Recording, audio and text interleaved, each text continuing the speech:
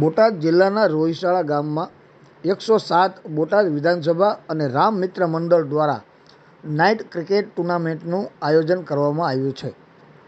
ગઈકાલે રાત્રે રાજકીય અને સામાજિક આગેવાનોની ઉપસ્થિતિમાં આ ટુર્નામેન્ટનો પ્રારંભ થયો છે.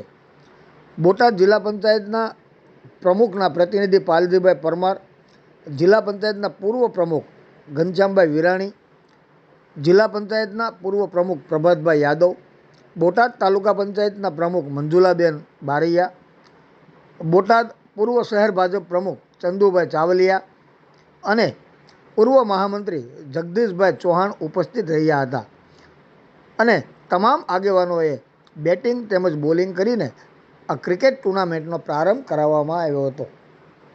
આ ટુર્નામેન્ટ 2 મેથી આવતી તારીખ 22 મે સુધી ચાલનાર છે. આ ટુર્નામેન્ટમાં ગ્રામ્ય વિસ્તારની 64 ટીમોએ ભાગ લીધો છે.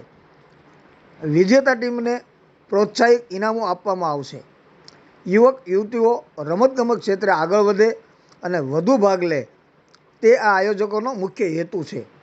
કાર્યક્રમમાં આયોજકોએ તમામ મહેમાનોનું ફૂલહારથી સ્વાગત કર્યું હતું તેમજ બોટાદ જિલ્લા ડાયમંડ એસોસિએશનના કારોબારી સદસ્ય તરીકે પસંદગી પામેલા જગદીશભાઈ ચૌહાણનું આગેવાનો દ્વારા સન્માન કરવામાં આવ્યું હતું.